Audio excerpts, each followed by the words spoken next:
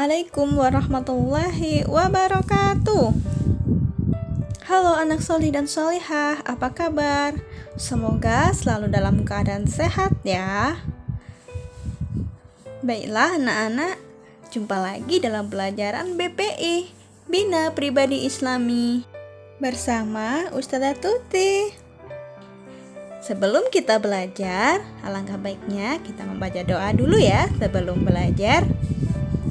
Berdoa dimulai. A'udzu billahi minasyaitonir rajim. Bismillahirrahmanirrahim. Rabbi zidni ilma warzuqni fahma. Ya Allah, tambahkanlah ilmuku dan mudahkanlah pemahamanku. Amin ya rabbal alamin. Baiklah anak-anak semua, tema pelajaran BPI hari ini adalah aku berdoa dalam setiap aktivitas. Doa merupakan inti dari ibadah. Mari anak-anak semua kita biasakan berdoa sebelum memulai aktivitas ya.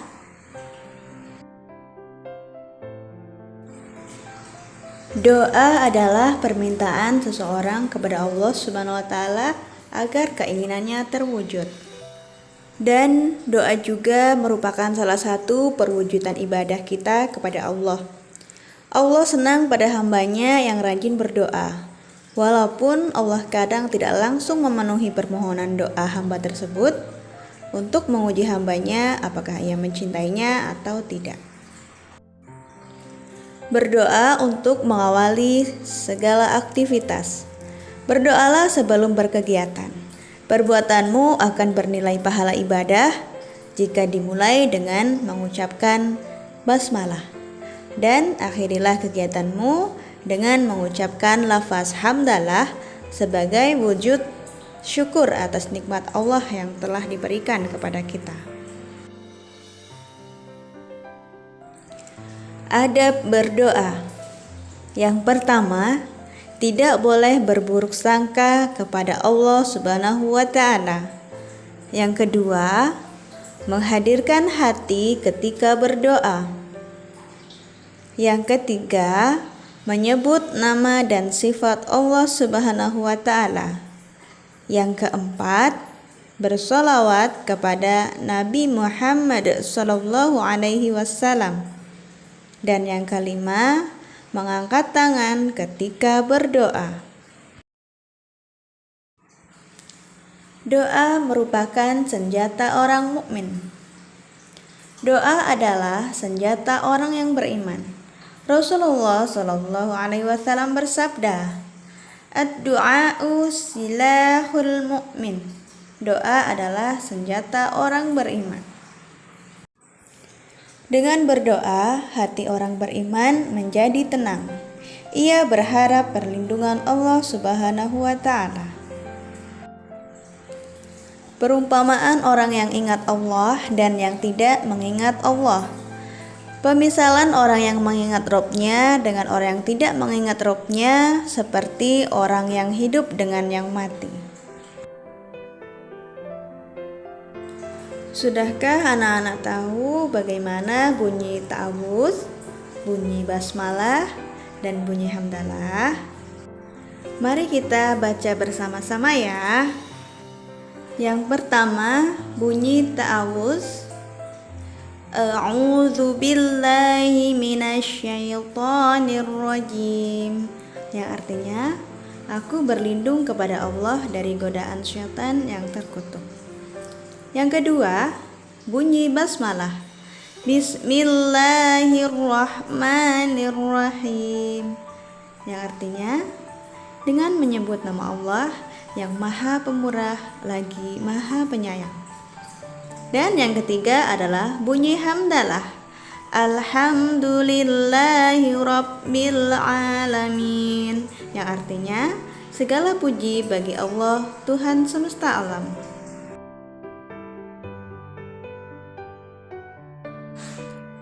Nah, dari Tema yang kita pelajari hari ini yaitu tentang doa ya, dan dikatakan doa adalah senjata orang mukmin.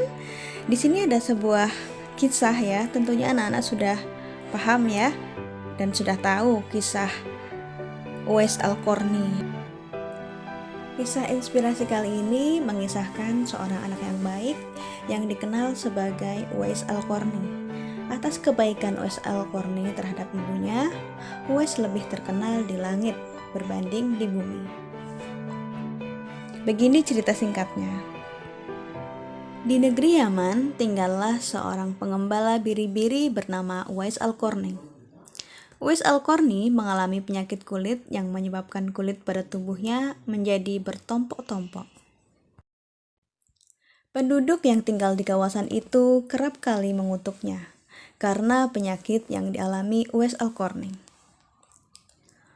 Uwais tinggal bersama ibunya yang sudah berumur. Ibunya juga mengalami lumpuh pada bagian kaki. Walaupun keadaan ibunya yang kurang sehat, Uwais masih tetap bersama ibunya. Kasih sayang Uwais pada ibunya tidak ada bandingnya. Sebagai seorang anak, Uwais harus bertanggung jawab menjaga, merawat, dan memberi makan pada ibunya.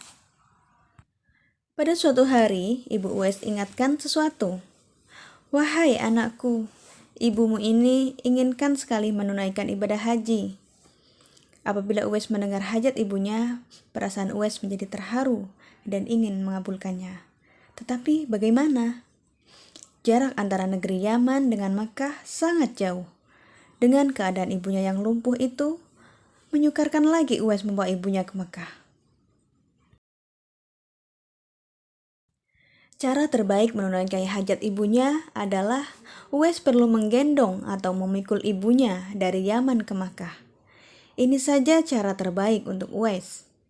Dengan itu, Uwais perlu bersedia untuk memperkuatkan tubuh badannya dengan cara setiap hari dia perlu memikul hewan ternaknya, yaitu lembu, dari satu tempat ke satu tempat lainnya. Kebanyakan penduduk yang melihat Uwais memikul lembunya berkata, "Uwais ini semakin hari semakin tidak waras." Walaupun kutukan itu sangat pedas, Uwais tetap berlatih demi menunaikan hajat ibunya. Setelah beberapa bulan Uwais menjalani latihan, tibalah masanya untuk Uwais membawa ibunya dari Yaman ke Makkah. Semasa perjalanan, ibu Uwais tiba-tiba menangis. Menangis karena terharu atas sikap dan pengorbanan anaknya yang sanggup membawanya ke Makkah. Setelah beberapa hari perjalanan akhirnya sampai di Makkah. Semasa di hadapan Ka'bah, Uwais berdoa, "Ya Allah, ampunilah dosa ibuku." Lalu ibu Uwais bertanya, "Uwais, bagaimana pula dengan dosamu?" Uwais menjawab, "Dengan terampunnya dosa ibu, maka ibu akan dimasukkan ke surga. Cukuplah dengan keridhaan dari ibu yang membawaku ke surga." Setelah mereka pulang dari Makkah, penyakit yang dihadapi oleh Uwais kini semakin sembuh. Hanya satu bulatan putih saja yang tinggal pada telapak tangan Uwais. Pada suatu hari, Uwais berhajat ingin bertemu dengan Rasulullah SAW di Madinah. Dalam masa yang sama, Uwais tidak boleh meninggalkan ibunya sendirian. Uwais meminta izin pada ibunya untuk berjumpa Rasulullah. Dan setelah berjumpa, Uwais akan segera pulang. "Pergilah anakku, berjumpalah dengan Rasulullah SAW, dan segeralah pulang," kata ibu Uwais. Uwais sangat gembira karena diizinkan oleh ibunya, dan dia berjanji akan pulang segera setelah bertemu dengan Rasulullah. Setelah sampai di Madinah, Uwais lalu pergi ke rumah Rasulullah SAW. Tapi sayangnya Rasulullah SAW tidak ada di rumahnya karena beliau sedang pergi berperang, kata Aisyah radhiyallahu anha. Uwais sangat sedih bila dia tidak dapat berjumpa dengan Rasulullah SAW. Namun begitu, dia perlu segera pulang karena ibunya tinggal bersendirian di rumah. "Tidak mengapalah, aku akan segera pulang, karena ibuku sedang menungguku di rumah. Sampaikan saja salamku pada Rasulullah SAW," kata Uwais kepada Aisyah radhiyallahu anha.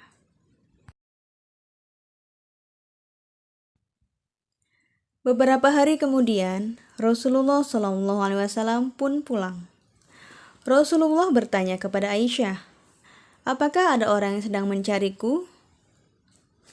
"Ada ya Rasulullah. Beberapa hari yang lalu ada seorang dari Yaman datang mencarimu. Tapi dia tidak dapat menunggu sebab ibunya sedang menunggunya di rumah," jawab Aisyah radhiyallahu anha. "Kalau kamu semua ingin berjumpa dengannya, perhatikan saja tanda putih pada telapak tangannya," kata Rasulullah SAW pada para sahabatnya.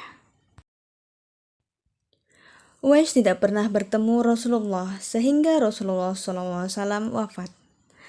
Selepas beberapa tahun kemudian, Uwais meninggal dunia. Semasa meninggal, ramai orang yang datang untuk menguruskan jenazah Uwais. Penduduk yang hadir ketika itu keheranan, kenapa tiba-tiba banyak orang yang tidak dikenali berebut-rebut untuk memandikan, menyolatkan, dan mengantar jenazah Uwais ke kuburan. Siapa orang itu? Ada yang menyatakan ia adalah jelmaan para malaikat yang turun ke bumi untuk menguruskan jenazah Uwais. Uwais adalah seorang yang begitu mulia di sisi Allah dan para penghuni malaikat di langit. Karena sikap yang baik pada ibunya, Uwais sangat terkenal di langit walaupun tidak dikenali di bumi. Begitulah kisah Uwais Al-Qarni. Dia adalah seorang pemuda yang sangat berbakti kepada ibunya. Ya, dia menggendong ibunya dari Yaman hingga kampung Mekah karena ingin memenuhi keinginan ibunya, yaitu untuk berhaji. Allah Subhanahu wa Ta'ala selalu mengabulkan doanya. Dari kisah teladan ini, anak-anak bisa mengambil hikmahnya, yaitu tetap berbakti kepada kedua orang tua, dan jika ingin doanya dikabulkan oleh Allah Subhanahu wa Ta'ala, jangan lupa untuk berusaha, ya. Ulangilah doa dalam setiap kesempatan, terutama setelah sholat. Allah tidak akan bosan mendengar doa dari hambanya. Allah senang pada hambanya yang berdoa. Baiklah anak-anak, demikianlah tadi pembelajaran kita tentang aku berdoa dalam setiap aktivitas. Semoga apa yang kita pelajari hari ini bermanfaat. Mari kita tutup dengan mengucapkan lafaz hamdalah. Alhamdulillahirabbil alamin. Banyak kesalahan dari Ustazah mohon dimaafkan ya anak-anak semua. Sampai berjumpa lagi di pelajaran BPI yang selanjutnya. Wassalamualaikum warahmatullahi wabarakatuh.